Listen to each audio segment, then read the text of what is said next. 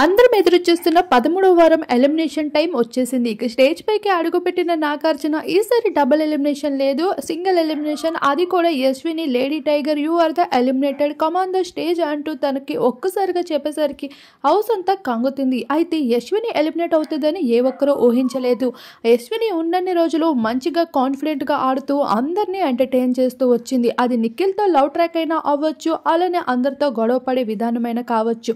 కానీ కొంతమంది హౌస్మెంట్స్లో అయితే తిని కూర్చోడానికి అయితే రాలేదు అంటున్నారు తన ఫ్యాన్స్ అంతా. ఇక తన స్టేజ్ పైకి ఎంతో ఎమోషనల్గా అడుగుపెట్టి తన మనసులో మాటలన్నింటినీ నిఖిల్కి షేర్ చేసుకుంటూ వచ్చింది.